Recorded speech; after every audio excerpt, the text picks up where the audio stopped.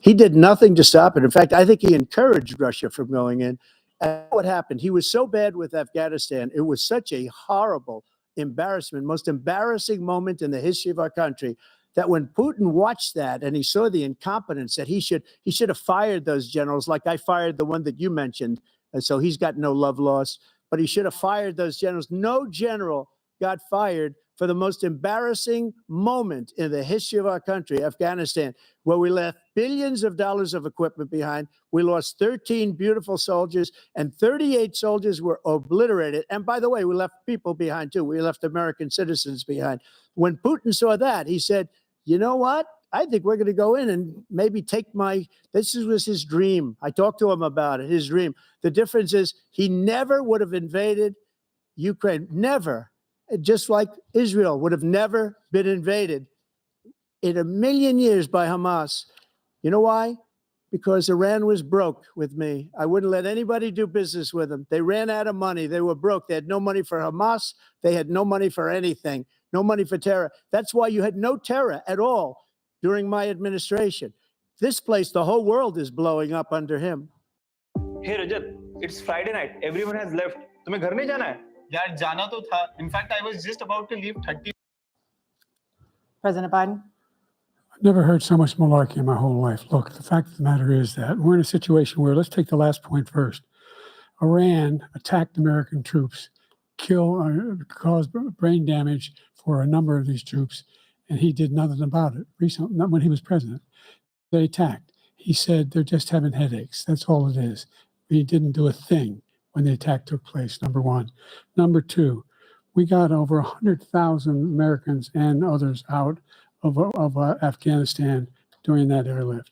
Number three, we found ourselves in a situation where, if you take a look at what Trump did in Ukraine, this guy told Trump, do whatever you want, do whatever you want.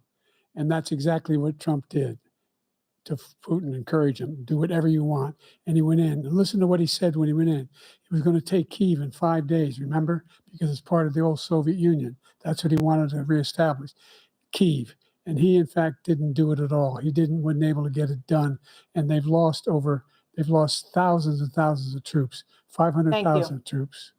Former President Trump, Russian President Vladimir Putin says he'll only end this war if Russia keeps the Ukrainian territory it has already claimed and Ukraine abandons its bid to join NATO.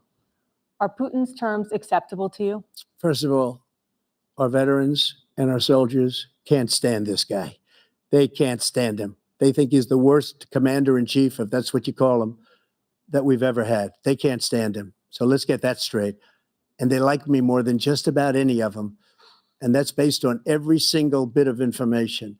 As far as Russia and Ukraine, if we had a real president, the president that was respected by Putin, he would have never invaded Ukraine. A lot of people are dead right now, much more than people know. You know, they talk about numbers. You can double those numbers, maybe triple those numbers. He did nothing to stop it. In fact, I think he encouraged Russia from going in. I'll tell you what happened. He was so bad with Afghanistan. It was such a horrible embarrassment, most embarrassing moment in the history of our country, that when Putin watched that and he saw the incompetence, that he should have fired those generals, like I fired the one that you mentioned. And so he's got no love lost, but he should have fired those generals. No general got fired for the most embarrassing moment in the history of our country, Afghanistan, where we left billions of dollars of equipment behind. We lost 13 beautiful soldiers, and 38 soldiers were obliterated. And by the way, we left people behind too. We left American citizens behind. When Putin saw that, he said, you know what? I think we're going to go in and maybe take this was his dream. I talked to him about it, his dream. The difference is he never would have invaded Ukraine, never. Just like Israel would have never been invaded in a million years by Hamas. You know why? Because Iran was broke with me. I wouldn't let anybody do business with them. They ran out of money. They were broke. They had no money for Hamas. They had no money for anything, no money for terror. That's why you had no terror at all during my administration. This place, the whole world is blowing up under him. President Biden. I've never heard so much malarkey in my whole life. Look, the fact of the matter is that we're in a situation where, let's take the last point first. Iran attacked American troops, caused brain damage for a number of these troops, and he did nothing about it. Recently, not when he was president, they attacked. He said they're just having headaches. That's all it is. He didn't do a thing when the attack took place. Number one. Number two, we got over 100,000 Americans and others out of Afghanistan during that airlift. Number three, we found ourselves in a situation where, if you take a look at what Trump did in Ukraine, this guy told Trump, do whatever you want and do whatever you want. And that's exactly what Trump did to Putin, encourage him, do whatever you want. And he went in. And listen to what he said when he went in. He was going to take Kyiv in 5 days, remember? Because it's part of the old Soviet Union. That's what he wanted to reestablish, Kyiv. And he, in fact, didn't do it at all. He wasn't able to get it done. And they've lost thousands and thousands of troops, 500,000 troops. President Trump, I if I never come back said to you that. For 1 minute. I just want to go back to my original question, which is, are Putin's terms acceptable to you? Keeping the territory in Ukraine? Acceptable. No, they're not acceptable. But look, this is a war that never should have started. If we had a leader in this war, he led everybody along. He's given $200 billion now or more to Ukraine. He's given $200 billion. That's a lot of money. I don't think there's ever been anything like it. Every time that Zelensky comes to this country, he walks away with $60 billion. He's the greatest salesman ever. And I'm not knocking him. I'm not knocking anything. I'm only saying the money that we're spending on this war, and we shouldn't be spending, it should have never happened. I will have that war settled between Putin and Zelensky as president-elect before I take office on January 20th. I'll have that war settled. People being killed so needlessly, so stupidly, and I will get it settled, and I'll get it settled fast before I take office. President Biden, you have a minute. The fact is that Putin is a war criminal. He's killed thousands and thousands of people. And he has made one thing clear. He wants to reestablish what was part of the Soviet Empire, not just a piece. He wants all of Ukraine. That's what he wants. And then you think he'll stop there? Do you think he'll stop when if he takes Ukraine? What do you think happens to Poland? What do you think of Belarus? What do you think happens to those NATO countries? And so if you want a war, you ought to find out what he's going to do, because if in fact he does what he says and walks away, by the way, all that money we give Ukraine are from weapons we make here in the United States. We give them the weapons, not the money at this point. And our NATO allies have produced as much funding for Ukraine as we have. That's why we're strong. Former President Trump, I want to ask you about January 6, 2021. After you rallied your supporters that day, some of them stormed the Capitol to stop the constitutionally mandated counting of electoral votes. As president, you swore an oath to, quote, preserve, protect, and defend, unquote, the Constitution. What do you say to voters who believe that you violated that oath through your actions and inaction on January 6th and worry that you'll do it again? Well, I don't think too many believe that. And let me tell you about January 6th. On January 6th, we had a great border. Nobody coming through, very few. On January 6th, we were energy independent. On January 6th, we had the lowest taxes ever. We had the lowest regulations ever. On January 6th, we were respected all over the world. And then he comes in, and we're now laughed at. We're like a bunch of stupid people.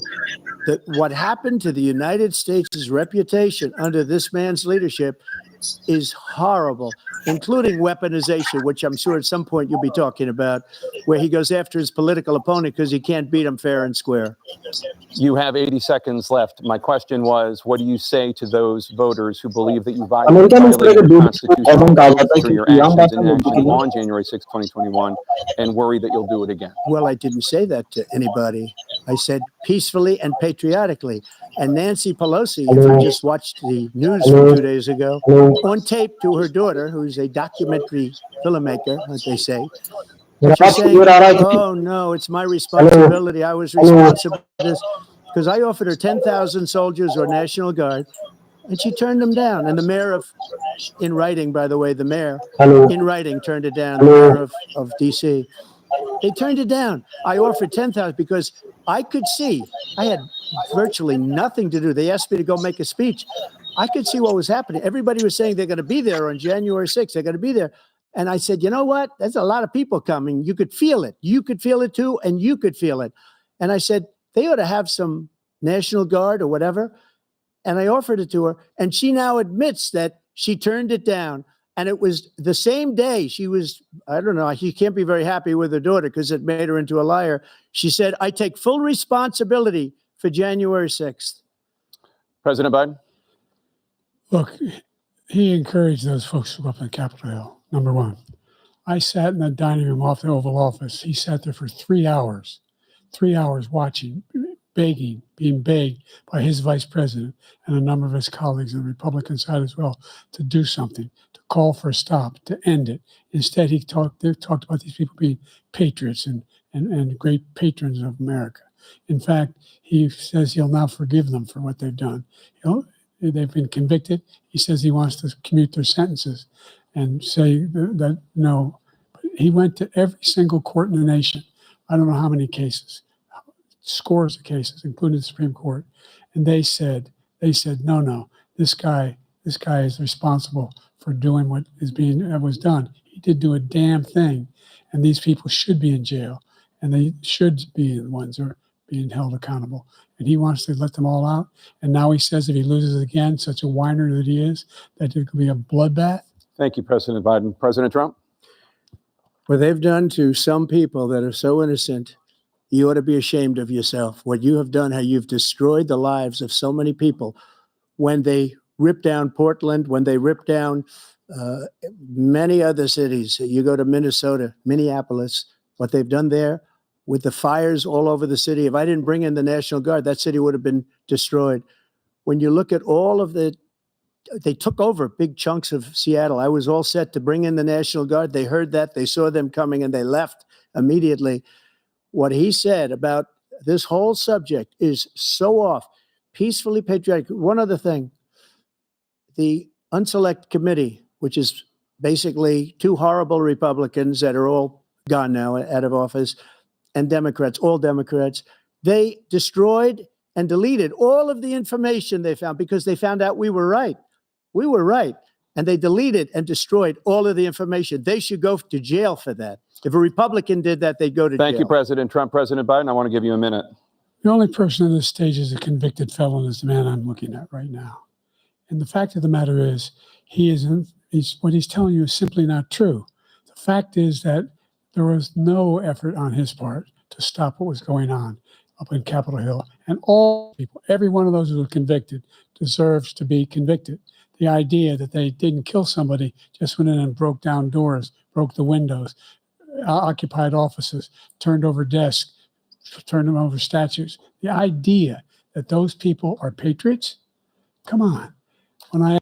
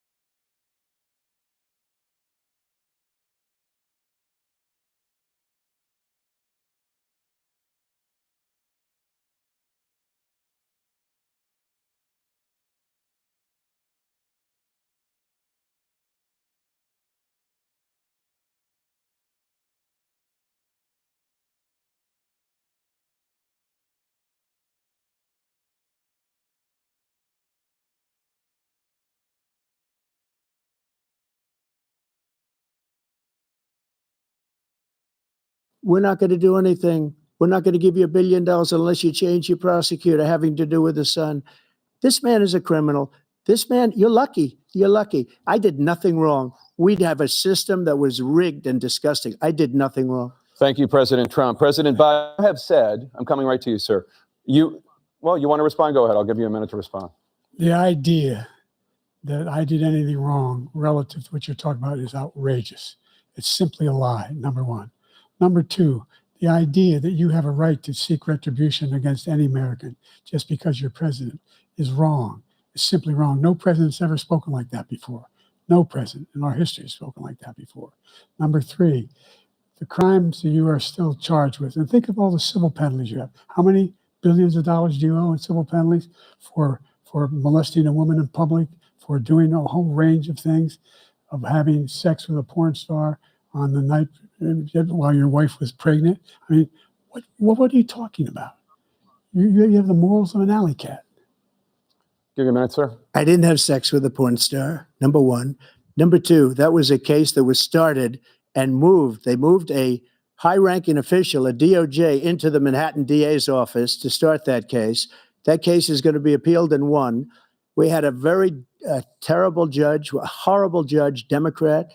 The prosecutor were all high-ranking Democrats, appointed people, and both the civil and the criminal.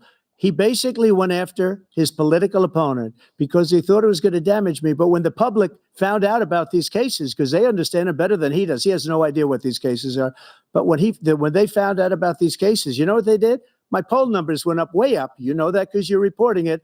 And we took in more money in the last 2 weeks than we've ever taken in the history of any campaign. I don't think any campaign has ever taken. Hundreds of millions of dollars came pouring in because the public knows it's a scam and it's a guy that's after his political opponent because he can't win fair and square. Let's Thank turn you, to concerns that voters have about each of you. President Biden, you would be 86 at the end of your second term. How do you address concerns about your capability to handle the toughest job in the world well into your 80s? Well, first of all, I spent half my career being criticized being the youngest person in politics. I was the second youngest person ever elected to the United States Senate, and now I'm the oldest. This guy's 3 years younger and a lot less competent. I think that just look at the record. Look at what I've done. Look how I've turned around the horrible situation he left me. As I said, 15 million new jobs, 800,000 manufacturing jobs, more investment in America, over billions of dollars in private investment in enterprises that we are growing. By the way, we brought off a lot of people. The whole idea of computer chips. We used to have 40% of the market. We invented those chips, and we lost it because he was sending people to find the cheapest jobs overseas and then bring home a product. So I went to South Korea. I convinced Samsung to invest billions of dollars here in the United States. And guess what? Those fabs, they call to build these chips, those fabs pay over $100,000. You don't need a college degree for them. And there's billions, about $40 billion already being invested and being built right now in the United States, creating significant jobs for Americans from all over the world. President Biden, you have 40 seconds left. Would you like to add anything? Yeah, I would. The idea that somehow we are this failing country. I never heard a president talk like this before. We're the envy of the world. Name me a single major country president who wouldn't trade places with the United States of America for all our problems and all our opportunities. We're the most progressive country in getting things done. We're the strongest country in the world. We're a country in the world who keeps our word, and everybody trusts us. All of our allies and those who he coddles up to, from Kim Jong-un, who he sends love letters to, and Putin, etc. They don't want to screw around with us. Thank you. Former President Trump, to follow up, you would be 82 at the end of your second term. What do you say to voters who have concerns about your capabilities to serve? Well, I took 2 tests, cognitive tests. I aced them, both of them, as you know. We made it public. He took none. I'd like to see him take one, just one, a real easy one. Like go through the first 5 questions. He couldn't do it. But I took 2 cognitive tests. I took physical exams every year. And, we knock on wood wherever we may have wood, that I'm in very good health. I just won 2 club championships, not even senior, 2 regular club championships. To do that, you have to be quite smart, and you have to be able to hit the ball a long way. And I do it. He doesn't do it. He can't hit a ball 50 yards. He challenged me to a golf match. He can't hit a ball 50 yards. I think I'm in very good shape. I feel that I'm as in good a shape as I was 25, 30 years ago. Actually, I'm probably a little bit lighter, but I'm in as good a shape as I was years ago. I feel very good. I feel the same. But I was willing to take a cognitive test. And you know what? If I didn't do well, I aced them. Dr. Ronnie Jackson, who's a great guy when he was White House doctor. And then I took another one, a similar one. And one of them said they've never seen anybody ace him. Thank you. President Biden? You can see he is 6'5" and only 223 pounds or 235 pounds. Well, you said 6'4", 200. Well, anyway, that's it. Anyway, just take a look at what he says he is and take a look at what he is. Look, I'd be happy to have a driving contest with him. I got my handicap, which when I was vice president, down to a 6. But by the way, I told you before, I'm happy to play golf if you carry your own bag. Think you can do it? That's the biggest lie. He's a 6 handicap of all. I was at 8 handicap. Yeah. 8. Never. But I have, you know how many? I've seen you swing. I know you swing. Okay, let's not you have act how many like rounds? children. President Trump, we're going to 21 turn Let's not act like children. You to are a a child. specific concern that voters have about you. Will you pledge tonight that once all legal challenges have been exhausted, that you will accept the results of this election, regardless of who wins, and you will say right now that political violence in any form is unacceptable? Well, I shouldn't have to say that, but of course I believe that. It's totally unacceptable. And if you would see my statements that I made on Twitter at the time, and also my statement that I made in the Rose Garden, you would say it's one of the strongest statements you've ever seen. In addition to the speech I made in front of, I believe, the largest crowd I've ever spoken to. And I will tell you, nobody ever talks about that. They talk about a relatively small number of people that went to the Capitol and in many cases were ushered in by the police. And as Nancy Pelosi said, it was her responsibility, not mine. She said that loud and clear. But the answer is, if the election is fair, free, and I want that more than anybody. And I'll tell you something. I wish he was a great president because I wouldn't be here right now. I'd be at one of my many places enjoying myself. I wouldn't be under indictment because I wouldn't have been his political opponent, because he indicted me because I was his opponent. I wish he was a great president. I would rather have that. I wouldn't be here. I don't mind being here. But the only reason I'm here is he's so bad as a president that I'm going to make America great again. We're going to make America great again. We're a failing nation right now. We're a seriously failing nation. And we're a failing nation because of him. His policies are so bad. His military policies are insane. They're insane. These are wars that will never end with him. He will drive us into World War III, and we're closer to World War III than anybody can imagine. We are very, very close to World War III, and he's driving us there. And Kim Jong-un and President Xi of China, Kim Jong-un of North Korea, all of these, Putin, they don't respect him. They don't fear him. They have nothing going with this gentleman, and he's going to drive us into World War III. You want a World War III, let him follow and win, and let Putin say, do what you want, NATO. Just do what you want. There's a thing called Article 5. An attack on one is attack on all, a required response. The idea, I can't think of a single major leader in the world who wouldn't trade places with the job I've done and what they've done. Because we are a powerful nation. We have wonderful people. It's because of the people, not me. It's because of the American people. They're capable of anything, and they step up when they're needed. And right now, we're needed. We're needed to protect the world because our own safety is at stake. And again, you want to have a war, just let Putin go ahead and take Kyiv, make sure they move on, see what happens in Poland, Hungary, and other places along that border. Then you have a war. President Trump, as I come back to you for a follow-up, the question was, will you accept the results of this election, regardless of who wins? Just to finish what he said, if I might, Russia, they took a lot of land from Bush. They took a lot of land from Obama and Biden. They took no land, nothing from Trump, nothing. He knew not to do it. He's not going to play games with me. He knew that. I got along with him very well, but he knew not to play games. He took nothing from me. But now he's going to take the whole thing from this man right here. That's a war that should have never started. It would have never started ever with me. And he's going to take Ukraine.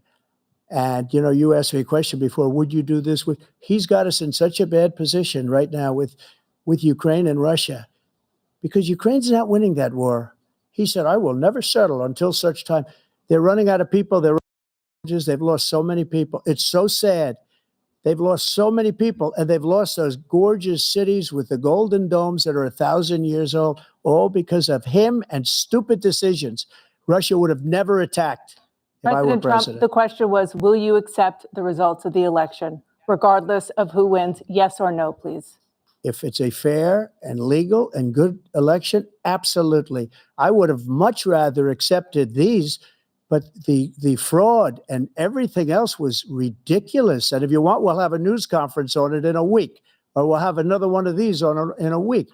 But I will absolutely, there's nothing I'd rather do. It would be much easier for me to do that than I'm running again. I wasn't really going to run until I saw the horrible job he did. He's destroying our country. I would be very happy to be someplace else, in a nice location someplace.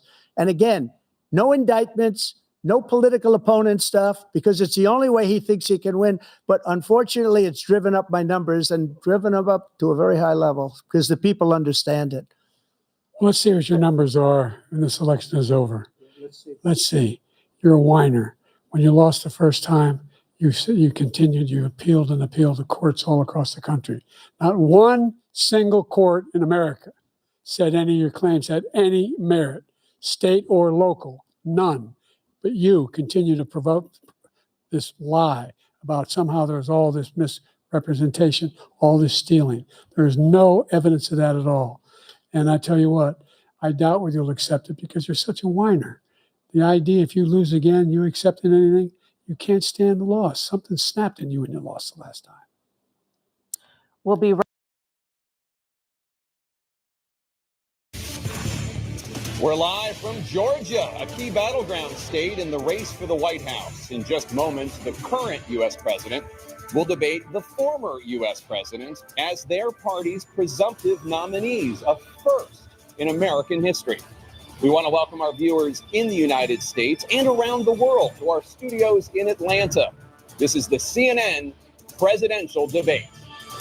This debate is being produced by CNN and is coming to you live on CNN, CNN International, CNN.com, CNN Max, and CNN